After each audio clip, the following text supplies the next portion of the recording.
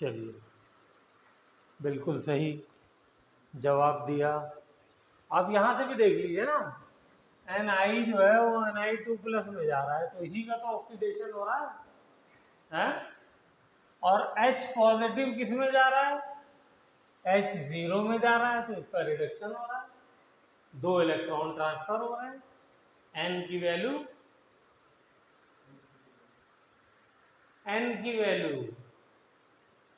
N क्या था वही भूल गए। नंबर ऑफ इलेक्ट्रॉन्स ट्रांसफर्ड, कल तो बताया था फॉर्मूले में जो आया था, delta G = -NF of cell, यही था ना फॉर्मूला। इसमें क्या होना चाहिए, डेल्टा G हर हालत में नेगेटिव, E0 ऑफ सेल हर हालत में पॉजिटिव। तो जब ये ऑक्सीडेशन हो रहा है तो ये हो गया एनोड, ये रिडक्शन हो गया तो ये हो रहा है कैथोड। N की वैल्यू कितनी हो गई, 2 इलेक्ट्रॉन ट्रांसफर हो गए रेड, तो N = 2 हो गया, ठीक है ना। E0 ऑफ सेल कैसे निकालेंगे? कैथोड का काम कौन कर रहा है? हाइड्रोजन। तो इसका पोटेंशियल तो दिया नहीं है, क्या करें फिर? किताब में से देखें या टीचर से पूछें? हाँ, यस, हाइड्रोजन को तो हमें मालूम है कि 0 होता है, इसीलिए नहीं दिया है, इसलिए यहाँ पे 0 लिखना है। माइनस इसका ये भी चेक करना है कि क्या ये रिडक्शन वाली वैल्यू दी हुई है या ऑक्सीडेशन वाली। तो बताइए कौन सी वैल्यू दी है? रिडक्शन, क्योंकि 2+ से 0 पे जा रहा है, तो इसका मतलब यहाँ पे रिडक्शन वाली वैल्यू, और हमें यूज कौन सी करने की होती है? रिडक्शन वाली। तो यानी इस वैल्यू को एज इट इज हम यूज कर सकते हैं। तो ये हो गया -0.25। तो आंसर क्या आ गया? E0 ऑफ सेल का 0.25 वोल्ट। अब इसके अंदर वैल्यू रख दीजिए, तो क्या रखेंगे? माइनस, एक तो इसी से हमको पता चल गया कि ये सेल फिजिबल है। कहे कि डेल्टा G भी निकाल के बताओ, तो वो भी निकाल के बता दीजिए। तो क्या हो जाएगा? -2 × F की वैल्यू क्या हो जाएगी? 96,500, और E0 ऑफ सेल क्या हो जाएगी? 0.25। वैल्यू किस में आएगी? जूल में आएगी, ये आप लीजिए। ओके, 100% क्लियर है।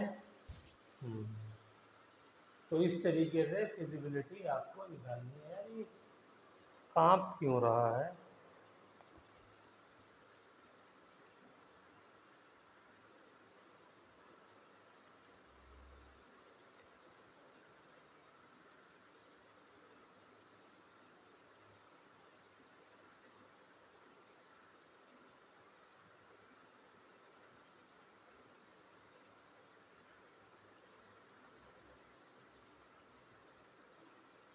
देख रहे अगर आप कहाँ पे तो बताना।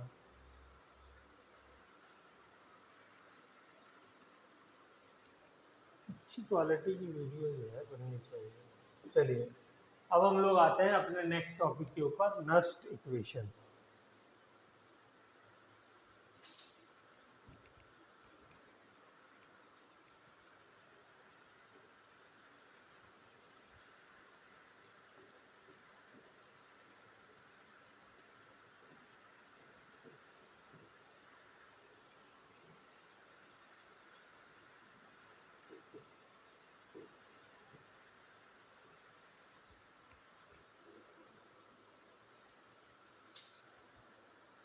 तो इस इक्वेशन की हमको ज़रूरत क्यों पड़ी? इस इक्वेशन की हमको ज़रूरत इसलिए पड़ी कि हमेशा कंडीशन स्टैंडर्ड नहीं होती है, और जब स्टैंडर्ड कंडीशन नहीं होती है तो फिर हम नस्ट इक्वेशन के ज़रिए पोटेंशियल ऑफ सेल निकालते हैं। ओके, तो इस बात को लिख लीजिए, Nernst equation is use for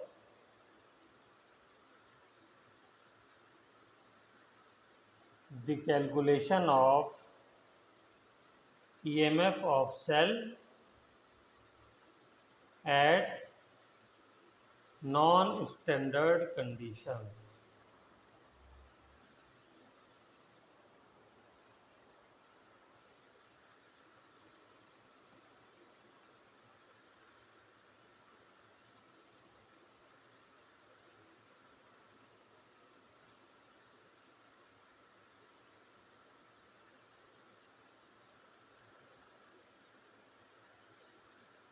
चलिए, एक थर्मोडायनेमिक्स की इक्वेशन होती है गिब्स फ्री एनर्जी की, delta G is equal to delta G not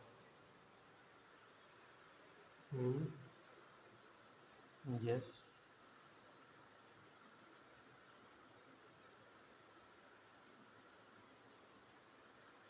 ठीक, प्लस 2.303 लॉग क्यू। ये थर्मोडायनेमिक्स की इक्वेशन है। इस इक्वेशन को यूज करके नस्ट इक्वेशन को ड्राइव किया गया। अगर आ जाए कि ड्राइव नस्ट इक्वेशन 2 नंबर में 3-4 स्टेप में ड्राइव हो। तो डेल्टा जी हमको मालूम है, we know delta G is equal to क्या होता है, minus N F E of cell, ये लिखा जाएगा।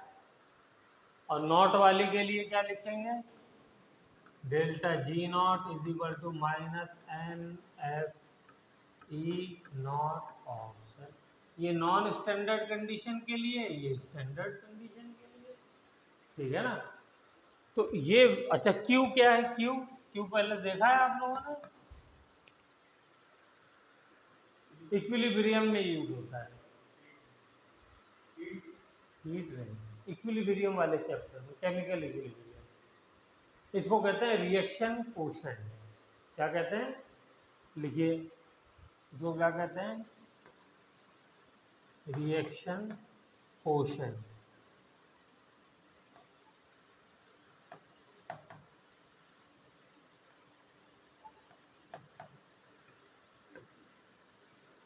क्या होता है, कंसंट्रेशन ऑफ प्रोडक्ट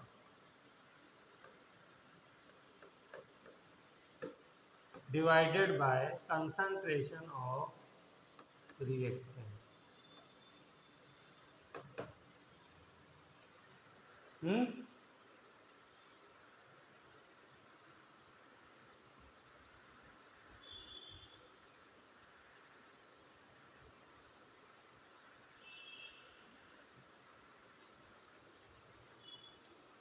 ऐसा फॉर्मूला आपने एक जगह और पढ़ा है, बताइए कहाँ पढ़ा है।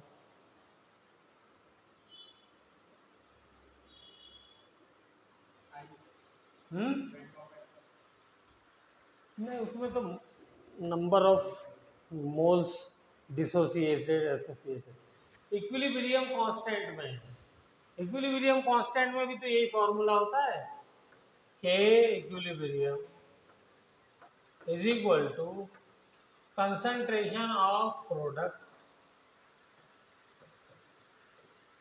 Upon concentration of reactant. याद आया नहीं है?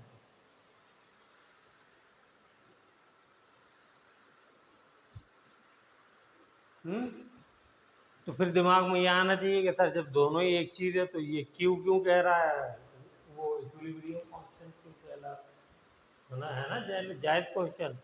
तो उसका रीजन लिखिए, ये वाला इक्विलिब्रियम कांस्टेंट जो आता है यहाँ पे प्रोडक्ट और रिएक्टेंट की कंसंट्रेशन जब इक्विलिब्रियम रिएक्शन में अचीव हो जाता है, उस वक्त जो प्रोडक्ट और रिएक्टेंट की कंसंट्रेशन हम लिखते हैं उससे इक्विलिब्रियम कांस्टेंट आता है, ठीक है। तो के इक्विलिब्रियम में जो हम रिएक्टेंट और प्रोडक्ट की कंसंट्रेशन लिखते हैं वो कब लिखते हैं, व्हेन इक्विलिब्रियम इज अचीव।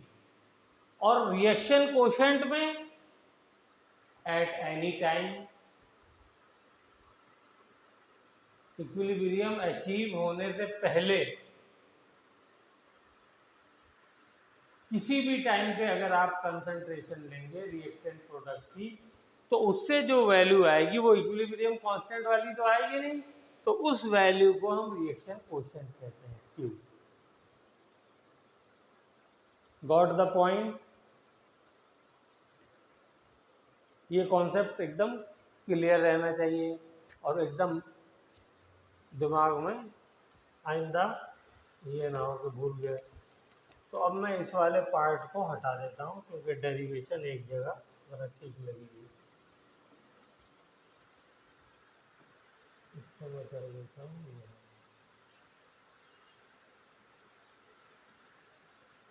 चलिए, तो अब देखिए, तो इन वैल्यूज को इसमें रखिए जरा जल्दी से, तो क्या हो जाएगा? डेल्टा जी की जगह आएगा minus N F E cell is equal to, यहाँ पे आएगा minus N F E naught of cell, और यहाँ क्या आएगा? यहाँ तो कुछ भी नहीं आएगा सर, वही का वही रहेगा 2.303 लॉग। लॉग का बेस कितना होता है? 10, ठीक है ना। ln का बेस होता है ई। क्यू की जगह एक काम मैं कर सकता हूँ, प्रोडक्ट की कंसंट्रेशन डिवाइडेड बाय रिएक्टेंट की कंसंट्रेशन, ये लिख सकता हूँ।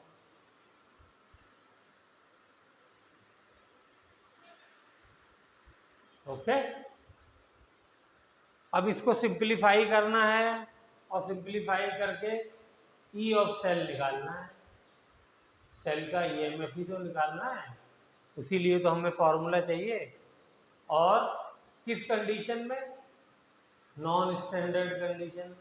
तो क्या करें भैया, माइनस एन एफ हट जाए अगर यहाँ से तो फॉर्मूला बन गया। तो कैसे हटाएंगे? माइनस एन एफ से पूरे को डिवाइड कर दीजिए, ठीक है ना। तो क्या बचेगा? E of cell is equal to E naught of cell minus 2.303 upon N into F log product की कंसंट्रेशन अपॉन रिएक्टेंट की concentration. This is called Nernst equation. बस इतनी सी डेरिवेशन आएगी, कर लेंगे तो हो जाएगा।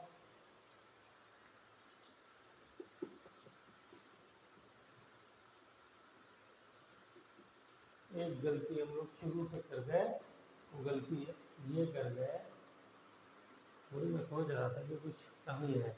यहाँ पे जो टर्म है RT और आता है यूनिवर्सल गैस कांस्टेंट और टेम्परेचर।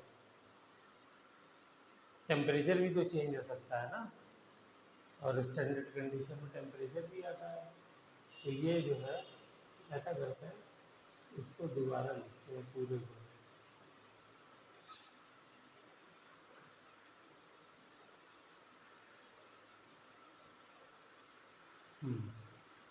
तो ये हो जाएगा 2.303 RT, 2.303 RT, 2.303 RT।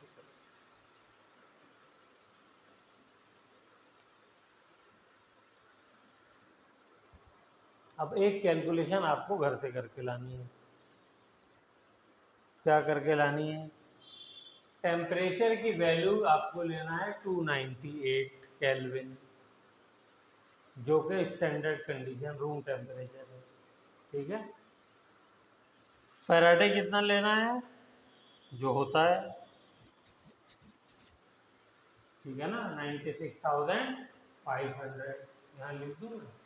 टेम्परेचर लीजिएगा 298 केल्विन, फैराडे लीजिएगा 96,500 कूलम, आर लीजिएगा 8.314, ठीक है।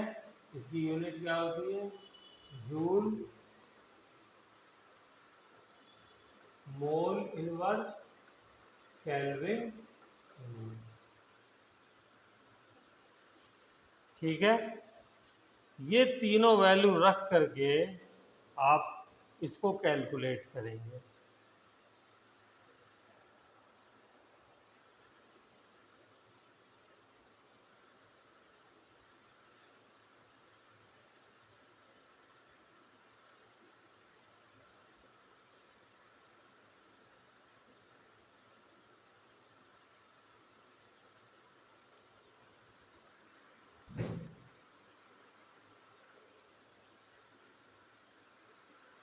चलिए वैल्यू मैं बता देता हूँ क्या आएगी, लेकिन आप कैलकुलेट करेंगे।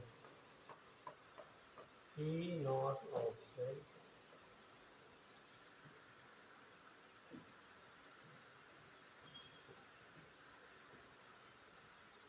माइनस 0.059 डिवाइडेड बाय n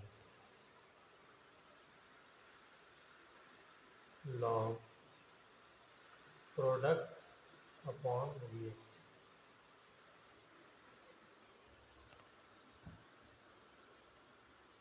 अब वो जो कंसंट्रेशन वाले क्वेश्चंस हैं वो सारे के सारे हो जाएंगे।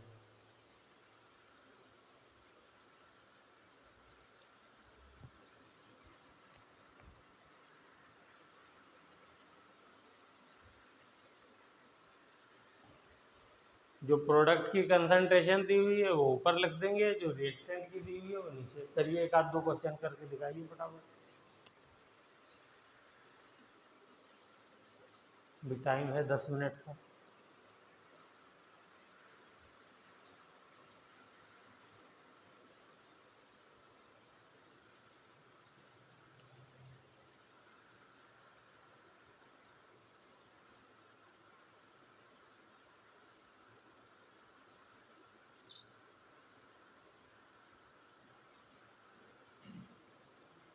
चलिए आप लोग अपना वाला करिएगा, मैं एक क्वेश्चन दे देता हूँ। उस क्वेश्चन को CR3 plus aqueous 0.1 molar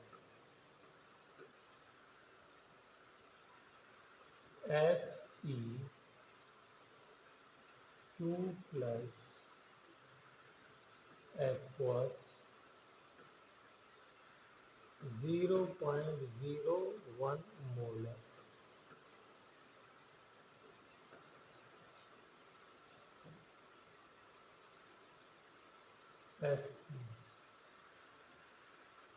solid.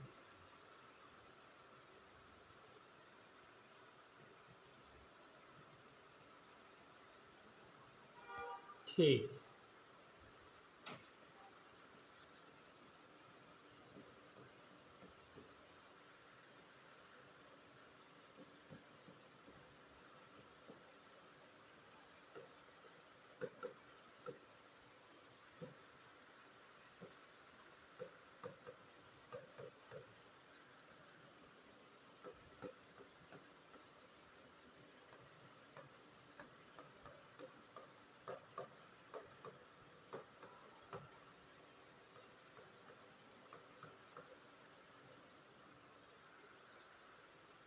Find EMF of cell.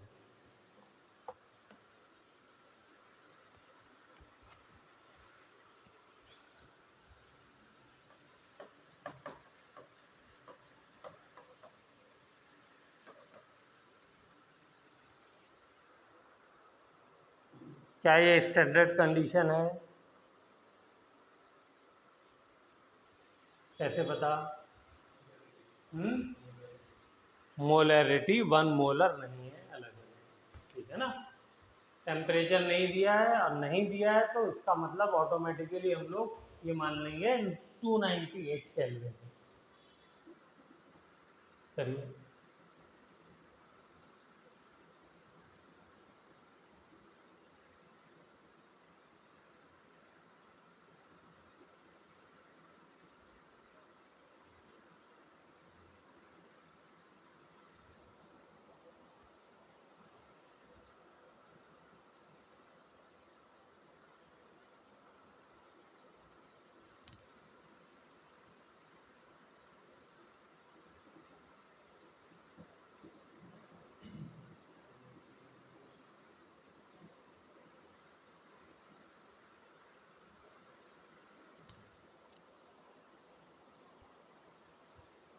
Standard नहीं है तो नस्ट इक्वेशन से निकलेगा।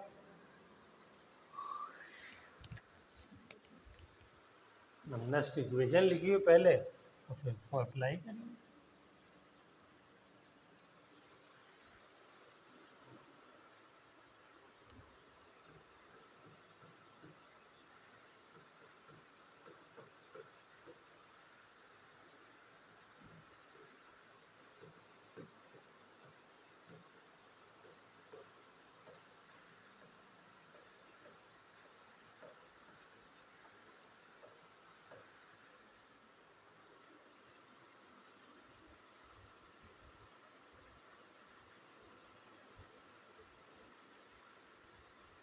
ई नॉट ऑफ सेल किसी का आया,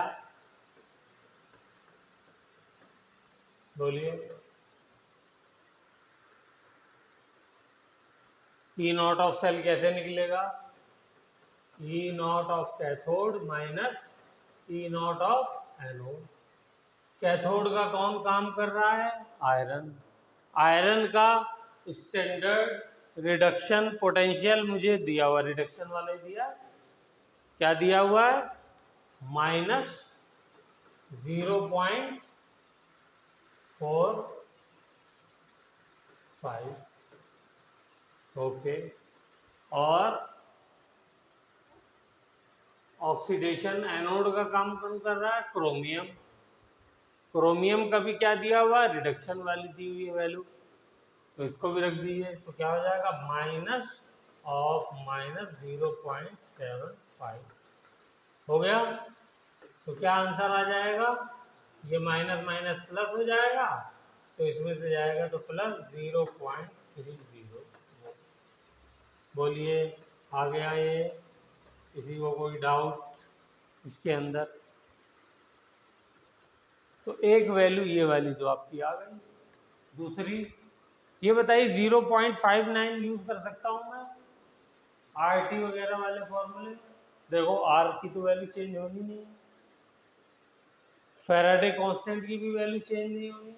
चेंज टेम्परेचर हो सकता है, तो वो दिया नहीं है तो हमने मान लिया 298 है, तो as it is formula use हो जाएगा। एन की वैल्यू बताओ कितनी है? इसके लिए आपको हाफ सेल रिएक्शन लिखना पड़ेगा। हाफ सेल रिएक्शन, और हाफ सेल रिएक्शन लिख करके कंप्लीट सेल रिएक्शन लिखिए। लिखिए फटाफट हाफ सेल रिएक्शन दोनों तरफ का। केशव लिखो, क्या हो रहा है? क्रोमियम इसमें कन्वर्ट हो रहा है क्रोमियम 3+ में, तो कितने इलेक्ट्रॉन इधर दिखाने पड़ेंगे? 3 इलेक्ट्रॉन। हो गया। दूसरा क्या हो रहा है? Fe2+ किसमें कन्वर्ट हो रहा है? Fe में, तो कितने इलेक्ट्रॉन इधर चाहिए? 2 इलेक्ट्रॉन। केमिकल रिएक्शन पूरा लिखना पड़ेगा, सेल रिएक्शन, तभी तो सेल रिएक्शन से आप प्रोडक्ट और रिएक्टेंट निकाल पाओगे।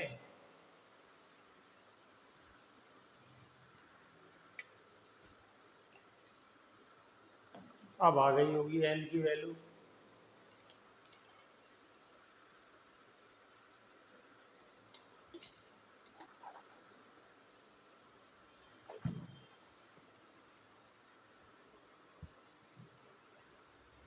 एन की वैल्यू कितनी आएगी? बोलिए। ये कटना चाहिए ना इलेक्ट्रॉन, इलेक्ट्रॉन काटने के लिए क्या करना पड़ेगा केशव? 3 है तो 2 से मल्टीप्लाई करो, ये 2 है तो 3 से मल्टीप्लाई करो, दोनों में 6 हो जाएंगे और कट जाएगा। तो क्या हो जाएगा? 3 क्रोमियम सॉलिड प्लस, सॉरी 3 नहीं 2 chromium, 2 chromium solid plus 3 Fe2+ aqueous gives rise to 2 chromium 3+ aqueous plus 3 Fe solid। ये मेरा सेल रिएक्शन आ गया। इसमें रिएक्टेंट ये है, प्रोडक्ट ये है,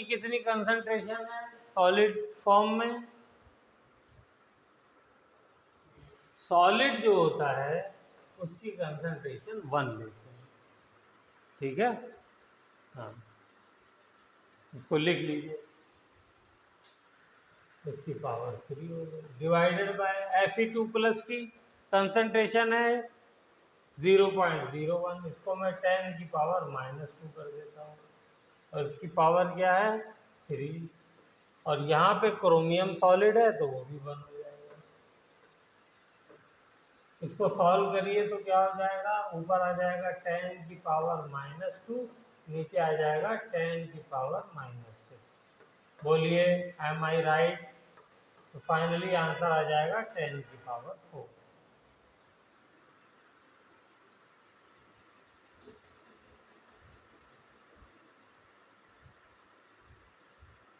मतलब ये ठीक ठाक क्वेश्चन था, 3 नंबर में आपको सारे चीज़ें इतने वेरीफाई करवानी है कि आपको आता है या नहीं आता है। 10 की पावर 4 आ गया तो Q की वैल्यू आ गई। अब हम हमारे लिए आसान है, इस इक्वेशन के अंदर खाली वैल्यू तो रखनी है। तो E ऑफ सेल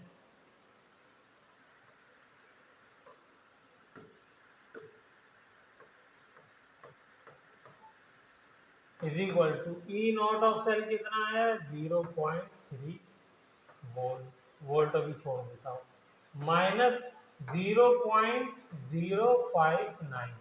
हाँ, N की वैल्यू तो आपने बताई नहीं कितनी है, N की वैल्यू क्यों जी 6 इलेक्ट्रॉन का ही ट्रांसफर हो रहा है ना। देखो इसमें भी 6 इलेक्ट्रॉन, इसमें भी 6 इलेक्ट्रॉन, तो N की वैल्यू यहाँ पे क्या हो जाएगी, यहाँ पे N की वैल्यू हो जाएगी 6। तो ये मैंने यहाँ पे रख दिया 6। Got the point. और लॉग की वैल्यू क्या, ये कोशेंट की वैल्यू क्या है 10 की पावर 4। अब इसको सॉल्व करना आपके लिए बच्चों का खेल है, कर लेंगे सॉल्व। तो 0.3 ऊपर है 0.59, 0.59 को मैं 0.6 मान लेता, ठीक है ना। और 6 से 6 कट गया तो यहाँ पे आ जाएगा 1, तो ये हो जाएगा -0.01। बोलिए, देख लो भाई, कोई डाउट हो तो पूछ सकते हो। ये कर लिया, ओके। और ये log 10 की पावर 4 क्या हो जाएगा, 4 पावर जो है मल्टीप्लीकेशन में आ जाएगी, तो 4 इंटू लॉग 10, और 4 इंटू लॉग 10 जो हो जाएगा, तो log 10 होता है 1, तो खाली क्या बचेगा 4, तो मैं इंटू 4 लीजिएगा। Got the point?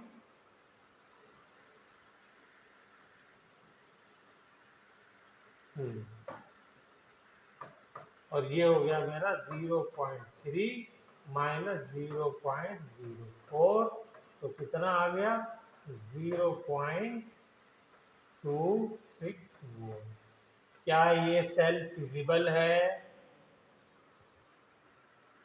यस। क्यों? वैल्यू इसकी पॉजिटिव आई।